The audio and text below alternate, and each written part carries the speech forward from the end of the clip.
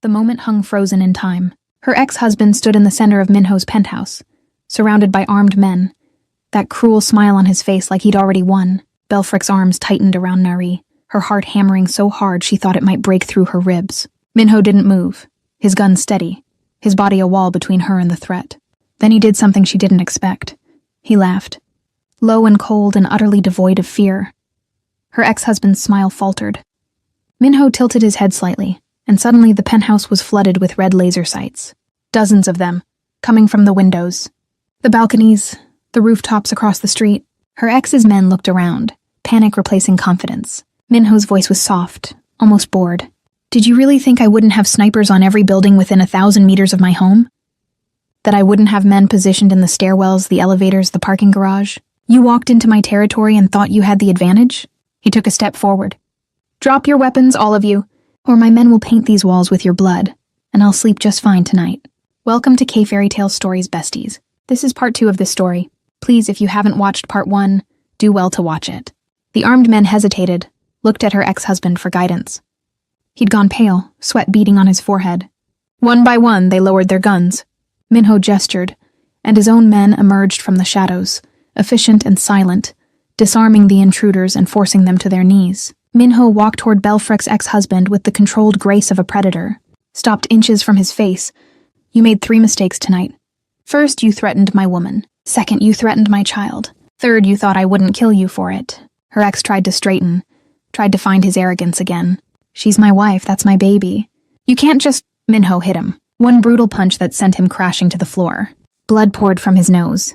Minho crouched beside him, grabbed his hair, forced him to look up. She's not your wife anymore. You threw her away, and Nari? His voice dropped to a whisper. Nari is mine because I was there, because I held Belfric's hand while she gave birth, because I stayed up every night making sure they were safe. You're nothing to that little girl. And after tonight, you'll be nothing to anyone. He stood, gestured to his men. Get him out of here. I don't want to see his face again. They dragged her ex toward the elevator, his protests echoing until the doors closed. The other men were led away one by one. And then the penthouse was silent again. Minho holstered his gun, turned to face Belfric. She was shaking, Nari crying against her shoulder. He crossed to them immediately, wrapped both of them in his arms. It's over, you're safe. I promise. Belfric buried her face in his chest, tried to breathe. He found us. How did he... It doesn't matter. He won't get close again. Minho's voice was absolute. I'm moving us. Tomorrow. Somewhere he can't find. Somewhere no one can touch you. She pulled back, looked up at him. I don't want to run. His jaw tightened. Belfric, I want to fight. I want to end this, permanently. Something flickered in his eyes. Pride, fear, love. You don't know what you're asking. She met his gaze steadily. Yes, I do, so tell me, what do we need to do? The next morning, Minho made arrangements. Legal ones first. He had his lawyers file emergency custody petitions, restraining orders, documentation of her ex-husband's abandonment and threats. But he also made other arrangements. The kind that happened in dark rooms with dangerous men. The kind that didn't involve courts or paperwork. Belfric watched him work, saw the machine of his world in motion, and understood for the first time just how powerful he really was. She should be afraid, should be disturbed. Instead, she felt protected, cherished, like he would burn the world down before he let anyone hurt her again. By afternoon, Minho sat her down in his office. Spread documents across the desk.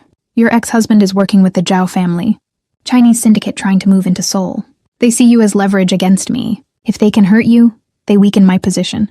Make me look vulnerable. Belfric's stomach dropped.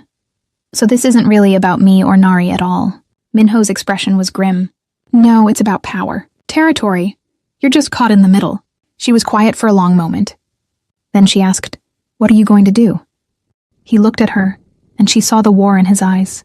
I'm going to end it. But first, I need to know something. He stood, walked around the desk, knelt in front of her chair. Took her hands in his. Marry me, she stared at him.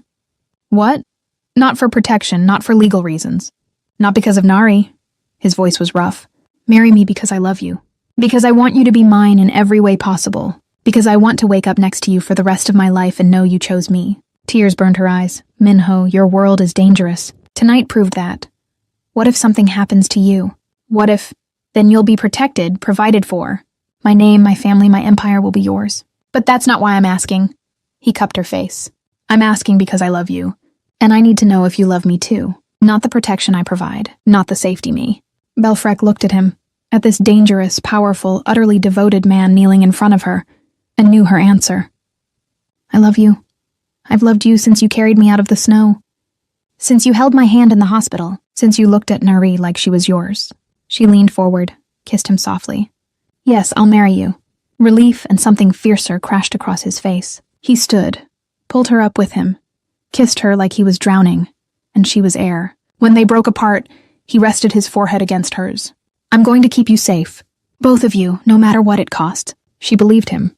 And that night, after Nari was asleep, after the guards were posted and the building was secure, Minho showed her exactly how much she meant to him. Slowly. Thoroughly. Until she forgot about danger and threats and everything, except the feel of his hands on her skin and the sound of her name on his lips. The next few days were strange. On the surface, everything seemed normal. Minho went to meetings. Belfrek took care of Nari. They had dinner together, played with the baby, talked about wedding plans, but underneath, tension built. Minho was preparing for something. She could see it in the way he moved, the phone calls he took, the late nights in his office. She didn't ask, just waited. Trusted. On the fourth day, a woman appeared at the penthouse. Tall, beautiful, elegant in a way that made Belfrek suddenly aware of her post-pregnancy body and casual clothes. The woman smiled at Minho like they shared secrets, spoke to him in rapid Korean, touched his arm familiarly. Minho introduced her politely. This is Park Ji-yeon. She handles international acquisitions for my company. Ji-yeon turned to Belfrek, her smile sharp. So you're the one who's captured Minho's attention. I must admit, I'm surprised. He's never been one for domestic life. Something in her tone made Belfrek's spine straighten. People change, Ji-yeon laughed. Do they? I've known Minho for 10 years. We've worked very closely together. She looked at him. Haven't we? Minho's expression was unreadable. Ji-yeon, we need to discuss the shipment, my office. They disappeared down the hall, the door closing behind them. Belfrek stood in the living room, Nari in her arms, and felt something ugly twist in her chest. Jealousy, insecurity, the fear that maybe she wasn't enough, that maybe Minho would wake up one day and realize he'd tied himself to a woman with baggage and a baby who wasn't even his. She tried to push it down, tried to be rational. But when Ji-yeon left an hour later, brushing past Belfrek with barely a nod, the feeling remained. That night, Minho found her staring out the window, Nari asleep in her arms. He wrapped his arms around her from behind, careful of the baby. What's wrong? She wanted to say nothing. Wanted to be the cool, confident woman who didn't get rattled by beautiful ex-colleagues. Instead, she asked, Did you and Ji-yeon ever— No. His answer was immediate. She wanted to. I didn't. He turned her to face him. Belfrek, look at me. She did, reluctantly. Ji-yeon is ambitious, ruthless, and good at her job. That's all she is to me. That's all she's ever been. He cupped her face. You're the only woman I want. The only woman I've ever wanted like this. Do you understand? She nodded, but he saw the doubt in her eyes, saw the fear, and it made something fierce rise in his chest. He took Nari from her arms, carried the baby to the nursery, put her down gently. Then he came back, locked the bedroom door, and spent the next hour proving exactly who he belonged to. Later, as they lay tangled together, breathless and sated, he whispered against her hair, You're mine, and I'm yours. Nothing and no one changes that. She finally believed him. Too fast for traditional planning, but Minho didn't care about tradition. He cared about making her his in every legal, official way possible before the situation with the Zhao family escalated. They married in a small private ceremony at his family estate outside Seoul. Just his most trusted people and a judge who owed him favors. Belfrek wore a simple white dress, held Nari in her arms while she said her vows, and when Minho slipped the ring on her finger, when he kissed her like she was the only thing in the world that mattered, she felt something inside her settle. This was real. This was forever. His family attended, though they watched her with cautious, measuring eyes. His mother was elegant and cold, clearly unsure what to make of her son's sudden marriage to a foreign woman with a baby.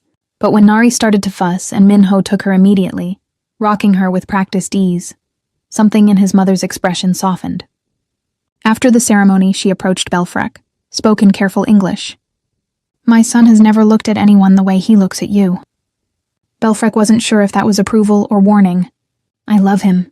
The older woman studied her, then nodded once. Good. He needs that. He's lived too long in darkness. She walked away, leaving Belfrek wondering what exactly Minho's life had been like before she stumbled into it. That night in their hotel suite, Minho told her. They lay in bed, the room dark except for city lights, Nari asleep in a crib nearby, and he told her everything. About his father, who'd built the family empire on blood and fear, about his older brother, who was supposed to inherit but died in a gang war when Minho was 19, about how he'd been forced to step into a role he never wanted, how he'd had to become hard and cold and ruthless to survive, about the people he'd hurt, the choices he'd made, the weight he carried. Belfrek listened without judgment. When he finished, she turned to face him, traced her fingers over the scar on his shoulder. You're not that person anymore. He caught her hand. I'm exactly that person. I just hide it better around you. No, her voice was firm. You're the man who saved me in the snow, who held my hand while I gave birth, who gets up at 3 a.m. to feed a baby who isn't even his. That's who you are. His eyes were bright in the darkness. She is mine. The way he said it made her heart clench. I know. They made love slowly that night. Quietly, so they wouldn't wake Nari. And afterward, as she drifted toward sleep in his arms, Belfrek thought that maybe, just maybe, they'd found their happy ending. She should have known better.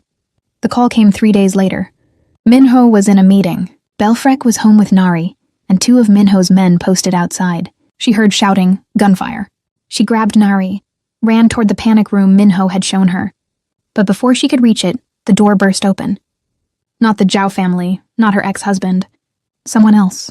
A man in a black mask, moving with military precision. He grabbed her before she could scream. His hand over her mouth. His voice low and accented. Don't fight. We're not here to hurt you. But Minho needs to learn that he can't have everything. He dragged her toward the window.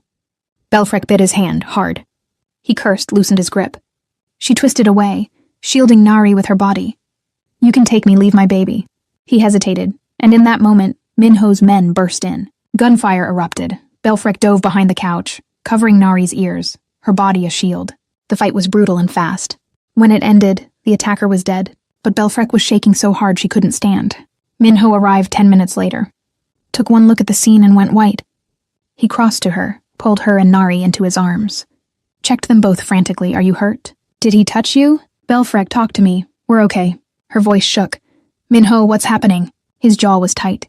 The Zhao family. They're making their move. He helped her stand, kept one arm around her. Pack a bag. I'm getting you out of Seoul. No, she pulled back. No more running. Belfrek, I said no. Her voice was stronger now. You promised we'd end this, so let's end it. He looked at her, saw the determination in her eyes, and something shifted in his expression. If I do this, if I go after them, it's going to be violent. Permanent. Are you sure you want that? She thought about her daughter. About the life they were trying to build. About the fact that she'd never be safe, never be free, as long as these threats existed. I'm sure. Okay. But you and Nari stay here. Secured, protected. While I handle this, she wanted to argue. But she also knew she couldn't help him fight. Could only trust him to come back. Promise me you'll be careful. He kissed her, hard, deep. Like it might be the last time. I promise. He left that night with 20 men. Belfrek didn't sleep. Just sat in the nursery, watching Nari, waiting. The hours crawled past. Midnight 2 a.m. 4. Dawn broke over Seoul, and still no word. Belfrek's phone remained silent. The guards outside wouldn't tell her anything. She was going out of her mind with fear when the elevator finally opened. Minho walked out, alive, mostly unhurt except for a cut above his eyebrow and bruised knuckles. He looked exhausted. Looked like he'd been to hell and back. But when he saw her, relief crashed across his face. She ran to him. He caught her, held her so tight she couldn't breathe. It's over. His voice was rough. The Zhao family won't be a problem anymore. Your ex-husband won't be a problem anymore. No one will ever threaten you again. She pulled back, looked up at him. What did you do? He met her eyes steadily. What I had to. She should press for details. Should demand to know exactly what that meant. But looking at him, at the exhaustion and darkness in his eyes, she understood. Some things were better left unsaid. Are you okay? His smile was tired. Now I am. The next few weeks were strange. Peaceful but tense, like waiting for the other shoe to drop. But it didn't. The threats disappeared. Her ex-husband vanished. And rumors said he'd fled the country under circumstances that suggested he'd never return. The Zhao family's operations in Seoul collapsed overnight, and slowly, carefully, Belfrek and Minho started building a real life. He took time off work, actually stayed home. They fell into routines. Morning coffee together, while Nari babbled in her high chair. Walks through the neighborhood, Minho pushing the stroller like any other father. Quiet nights after the baby went to sleep, talking about everything and nothing. She learned more about him, about his childhood, his dreams before he'd been forced into this life, the fact that he'd wanted to be an architect once, before his brother died. She told him about her own past, about growing up in Lagos, about moving to Korea for graduate school and meeting her ex-husband, about the dreams she'd had before everything fell apart. They built something real, something that felt like home. But Belfrek also started to notice things.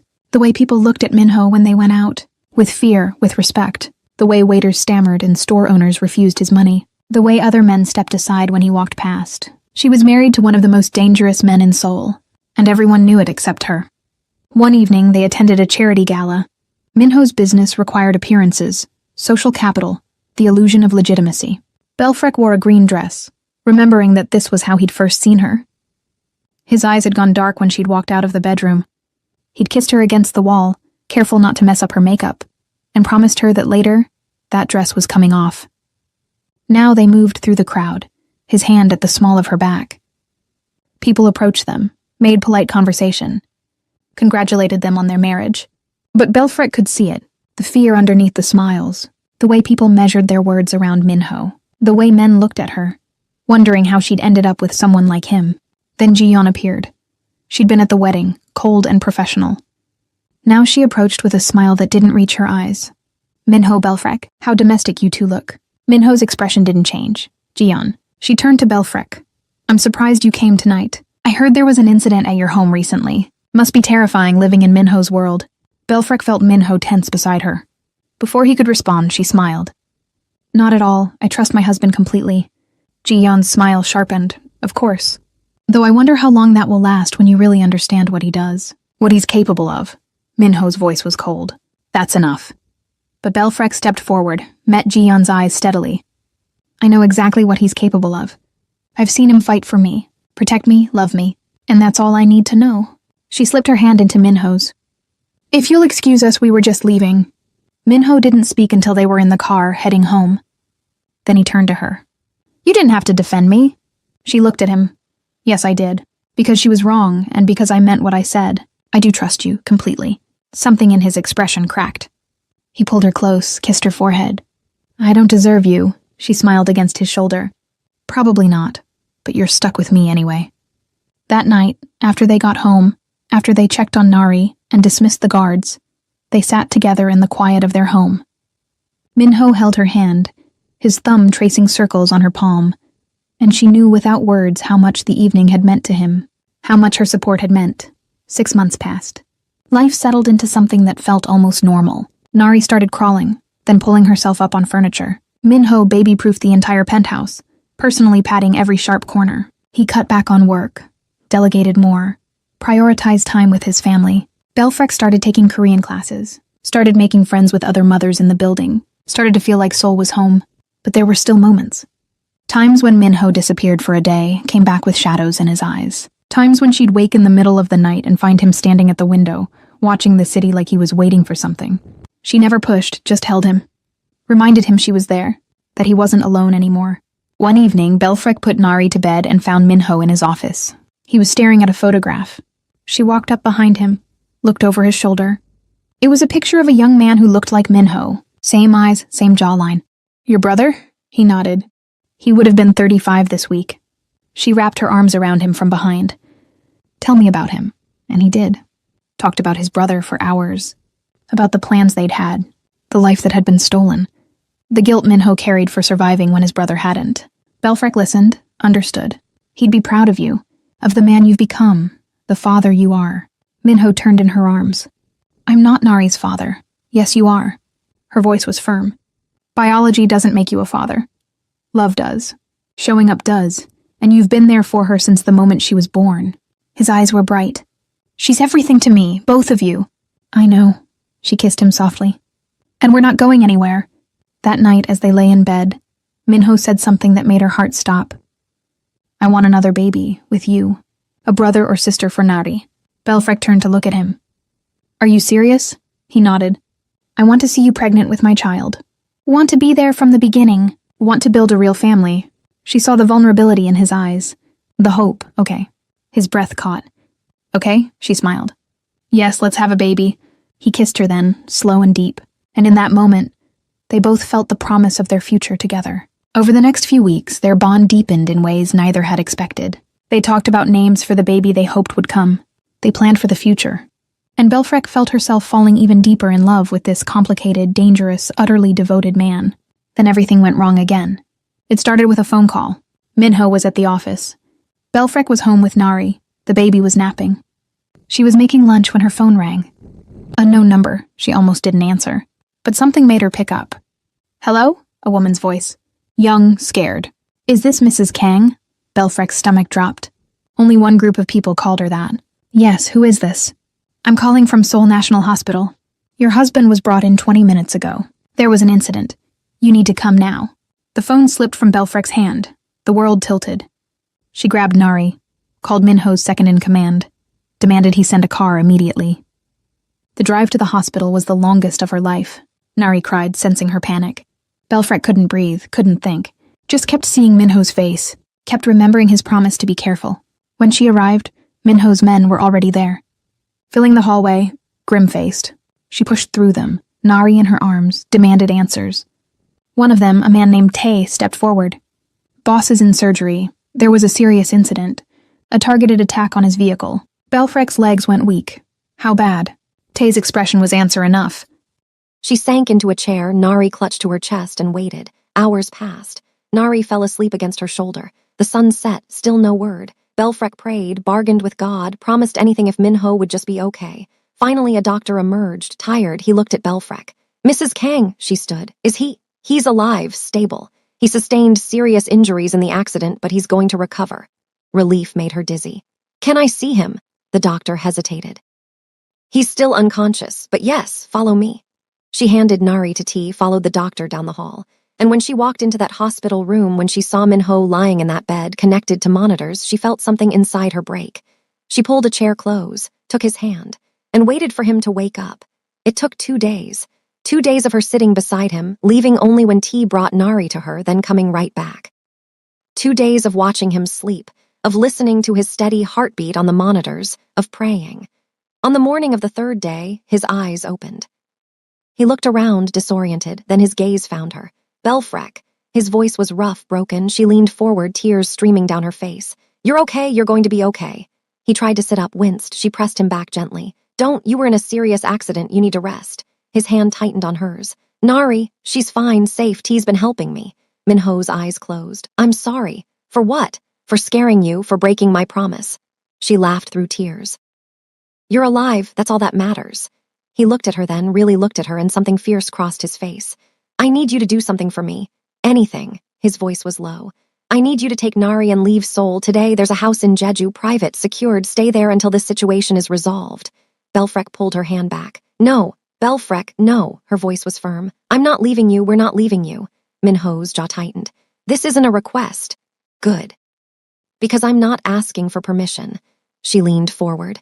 You told me we were in this together, that we were a family, so stop trying to protect me by pushing me away. They stared at each other. Finally, Minho sighed. You're stubborn. I learned from the best. She kissed his forehead. Now tell me, who did this? His expression went cold. Business rivals, the Zhao associates, they want to hurt me. Then resolve this completely. He looked at her. You understand what that means? She met his eyes steadily. I understand that I want my daughter to grow up safe, that I want my husband to come home every night, that I want our life back. She paused. Do whatever you have to do. Something shifted in his expression. When this is over, I'm retiring, getting out of this world. We'll move somewhere quiet, raise our children away from all of this. Her breath caught. Children, plural. He managed a weak smile. You're pregnant, I can tell. She stared at him, put a hand to her stomach. How do you? The way you've been looking at me, the way you've changed, the way you cried when Nari learned to wave. He squeezed her hand. We're having a baby. Tears spilled down her cheeks. We're having a baby. He pulled her close, careful of his injuries. And I'm going to make sure we have a safe world to raise them in. I promise. Minho recovered faster than the doctors expected. Within a week, he was walking. Within 2, he was making plans. Belfrek watched him work from their temporary apartment near the hospital, watched him coordinate with his men, watched him prepare for whatever was coming. She didn't ask for details, just trusted him, made sure he rested, made sure he ate, made sure he remembered there was something worth coming back to. The final business meeting happened on a rainy night in late autumn. Minho kissed her goodbye, held Nari, promised he'd be back by morning. Belfrek made him promise, again and again, until he smiled and said, "I'm not leaving you, not now, not ever." Then he was gone. She paced the apartment all night. Nari slept peacefully, unaware. Belfrek's hand kept drifting to her stomach, to the life growing there. Dawn came, no word. The sun rose higher, still nothing. Then finally the door opened. Minho walked in, exhausted. A few marks on his face, but alive. Whole, she ran to him. He caught her, held her like he'd never let go. "It's done." His voice was rough. "It's really done. No more problems, no more rivals. We're free." She pulled back, looked up at him. "Free," he nodded. "I kept my promise to you, to Nari, to our family." He pressed a hand to her stomach. "All of us." Poured everything into it, relief, love, hope. When they broke apart, he rested his forehead against hers. "I have something to tell you." "What?" "I meant what I said." She kissed him. "About retiring. I've already started the process. Transferring control, setting up legitimate businesses. In 6 months, we can leave Seoul if you want. Start over, build whatever life we choose." Belfrek's heart soared. "You'd do that? Give up everything?" "You're not everything." His voice was absolute. "You and Nari and this baby, you're everything. The rest is just noise." She started to cry again. Happy tears this time. "I love you." "I love you too," he kissed her. Then Nari woke up, called out for them, and they both laughed. Minho went to get her, lifted her out of the crib. She wrapped her tiny arms around his neck. And for the first time in months, Belfrek felt like they might actually get their happy ending. 6 months later, they stood on a beach in Jeju. The house behind them was modest, comfortable, private, the kind of place where no one knew who Kang Minho used to be. Belfrek was 7 months pregnant now, her belly round with their son. Nari played in the sand at their feet, chattering away in a mix of Korean and English. Minho stood beside her, one arm around her shoulders, watching the sunset. "Any regrets?" she asked. He looked at her, then at Nari, then pressed a hand to her belly, felt their son kick. "Not a single one." She leaned into him. "Good. Because you're stuck with us. I wouldn't have it any other way." He kissed her temple. And as the sun set over the ocean, as their daughter laughed and their son moved inside her, Belfrek thought about everything that had brought them here. The snow, the fear, the danger, the love. It hadn't been easy, hadn't been simple, but it had been worth it.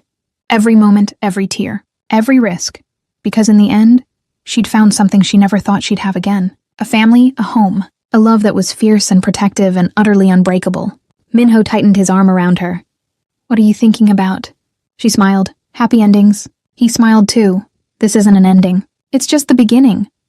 And looking at him, at the life they'd built from ashes and danger and impossible odds, Belfrek knew he was right. This was just the beginning of their story. The dangerous kind, the beautiful kind. The kind that would last forever.